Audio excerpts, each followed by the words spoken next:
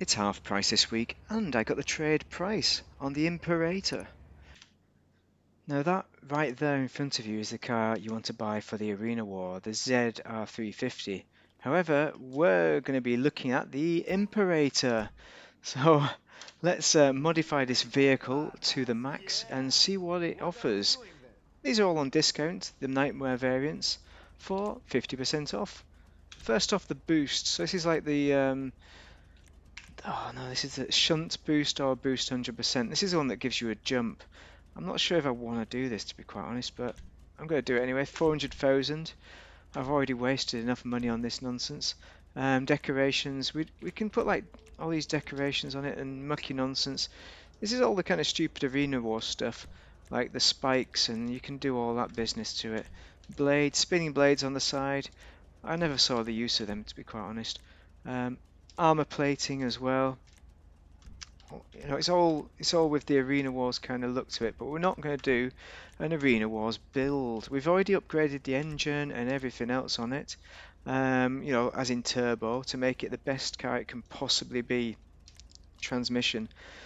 So, shotgun exhaust. Any? Oh, what the hell is that? No, no, no. I mean, maybe that's the stock exhaust. Maybe that's the way to go. Maybe the stock exhaust is even a bit too much.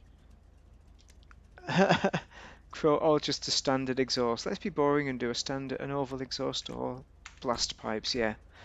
Okay. Let's have a look at the liveries as well, because this is the Wabi Sabi livery. You can have many different ones. Junkyard. But we're going to get rid of the liveries. Look at that, 11 grand. We're going to make. Can you guess what it is yet? A clean build. Uh, right. You can name it and everything. You can respray it. Suspension, so we're going to make it a bit more sporty. So let's put the competition suspension on. Transmission we've already done, turbo we've already done, vertical jump. I'm not sure if we actually need this, but why not? We're going to do it to the max. We're not really going to use it that much. Wheels as well, so wheel type. Let's go for some muscle car wheels, stock rims. Yeah, we're making it a really standard kind of what you might call a boring build, but we're going to make it look nice for a change, rather than an Arena Wars car. I'm not sure what to put on here. Just put the chrome on. Tyre enhancements, we're going to need bulletproof tyres for a start. And windows, weapons. Weapons, I'll just show you the weapons you can put on, like ram weapons. We want to get rid of this. This is the light scoop, heavy scoop.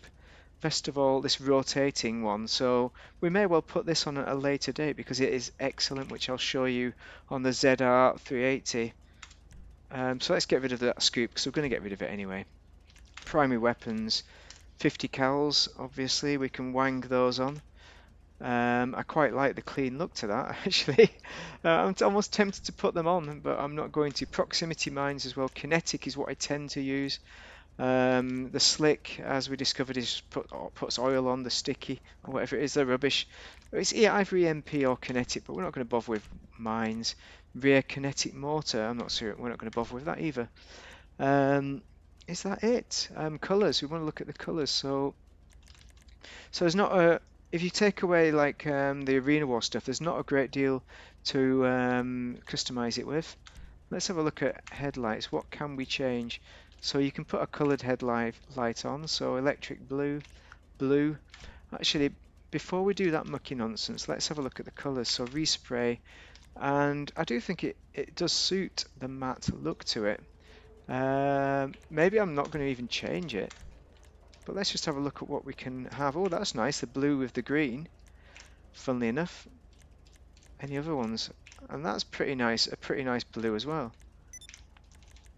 Oh, there's some classic looking colours here. We can really do a nice build on it. Let's do that. Midnight blue, I like that. And the secondary colour, I think this, let's go for a matte. Lime green does actually look good with that blue, and I think that's why I selected it. But let's have a look. Let's roll through and see what white looks like. Now that is quite a classic look to it, but maybe it's too classic. I think it's going to be lime green. I do like that. Trim colour, so we can change the trim colour here. So look at those seats. Look at the seats. What the hell are we changing here? Red? What's it changing? I don't see anything changing. I don't know. I don't know what that is. Let's put red. I don't know what that is. Suspension turbo, vertical jump. Let's go back to wheels and wheel colour. See if we can find it. Oh, that is nice, the red, but it doesn't really suit it, does it? What else could we have? We could have a grey that goes with, that kind of goes with blue as well. And the white as we started off with. But the green, the lime green goes with green. So we have lime green and the blue. I think that looks really good. Let's have a look. Let's go for the colour of the light, shall we? Headlights, right? We don't want them to stop dazzling, stop verjazzling me. I reckon it'll be good with blue. 49 grand, mint green. Oh, lime green. We could go lime green. Is that what we want to do? Oh no, why have you done that? Don't do it. Yeah, I've gone lime green. Okay, we've gone lime green, so let's put some neons on. I don't normally do this with muscle cars, but I seem to have lost the plot today. And that's it. We are complete. Now that is a classy looking car. You've got to admit that doesn't look anything like an Arena Wars car, and it only cost $500,000 because it's on special, and we've got everything. So let's exit the arena. Let's take it for its first drive, shall we? I should also mention that for a more dirty build, you can get these intakes sticking out of the engine. Well, here's our build. It's a mighty clean build, looks nothing like an Arena Wars car. It's a classic muscle car. I think it looks great. It does look superb. Put the lights on and look at that green. Really matches this car really well. I could have gone for black, like a Mad Max kind of look to it, but this is what I'm really happiest with because I've done something a little bit different, and it's just what I've done. Anyway, so what's the car like? Well, as you can tell there, it does wheelies. It's one of the best wheelie vehicles in the game, and what I couldn't figure out is how to do a wheelie while using boost, because apparently that's a way to really cream the competition at pulling wheelies. So it's great at drag racing. Oh, let's put the boost on. Nope. So great at drag racing. It drives just like a muscle car. So if we just get these cars out of the way, we'll be able to see that. It's got quite floppy kind of soft suspension that you expect with a classic car. So we're quite happy with that. Happy with the way it handles overall. It's not a performance vehicle, as I will show you on the test track in a moment, but what it does have, which is a bit special up its sleeve, is it's got nitrous, so it's fast in a straight line. Nitrous though, oh look at that scratch. Nitrous is not all that useful when you come up to corners though, so just bear that in mind. But it does have this amazing jump ability, so as a bit of a trick car, it's nice, but it comes at a cost.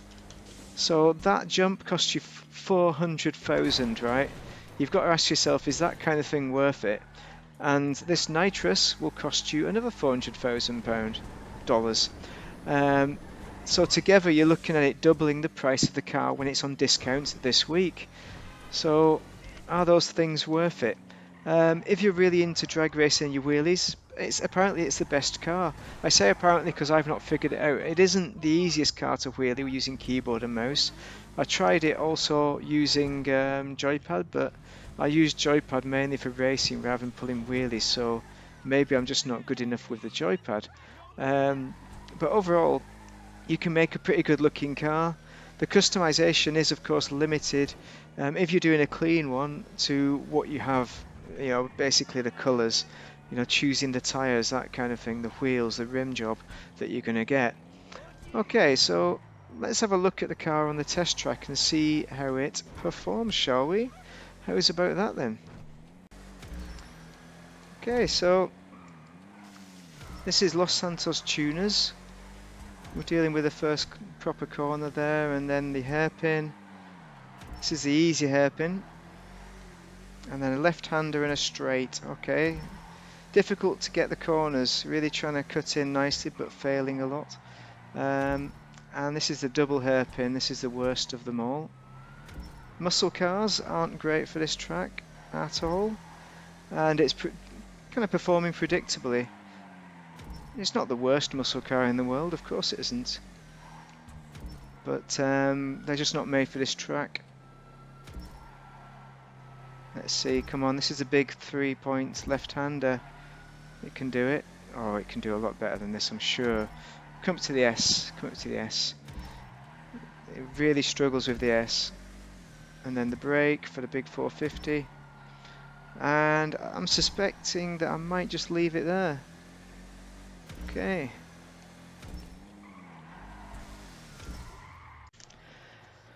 Right, so now it's time to consider the conclusion, isn't it? On is it worth it? Well, you can't deny it's a great looking vehicle, but performance is where I'm bringing it into question over is it worth it? Also, there's not a great deal of customization options if you're making a clean build, but what you end up with as a result is pretty good looking, definitely.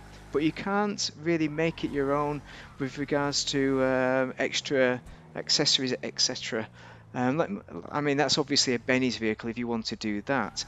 With regards to the test track, it didn't do great, but we kind of expected that because it is like it does drive like a classic car, and you don't have the boost, so the nitrous you can't use on the test track.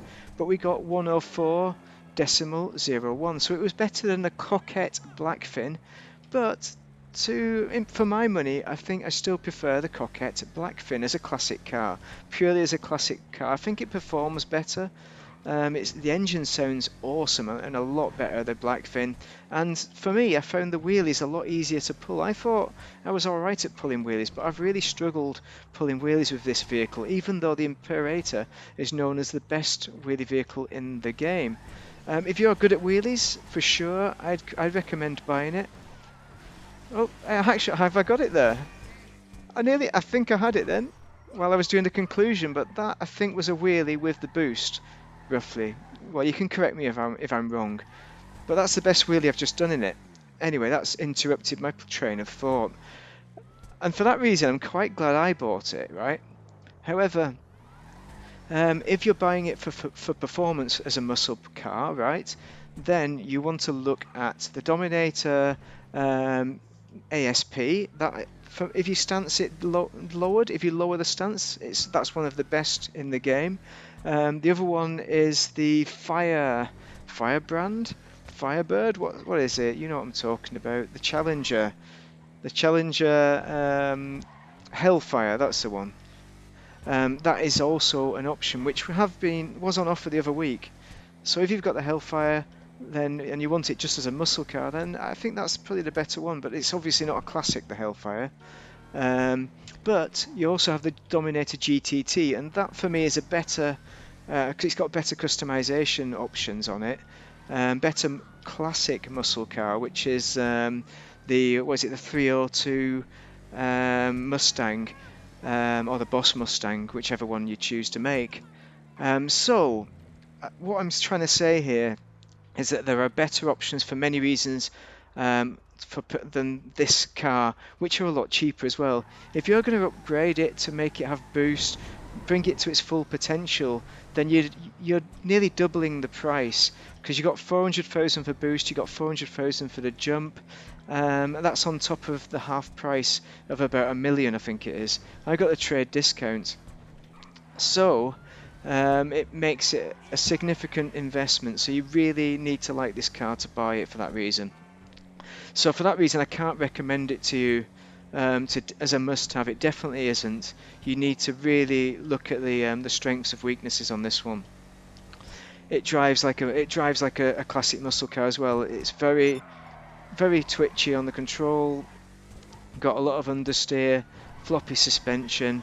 I mean, to some people it's good, that is an enjoyable drive, it's a challenge, but that's what I'd say, it's a challenging car to drive. So it's entirely up to you if you buy it, of course, and I do hope this review has helped, but I think I've talked enough about this car. It's certainly worth considering, but yeah, think about it. That's all I'm saying. So overall, thank you very much for watching and have a great day. That's all I wanted to say. Cheers.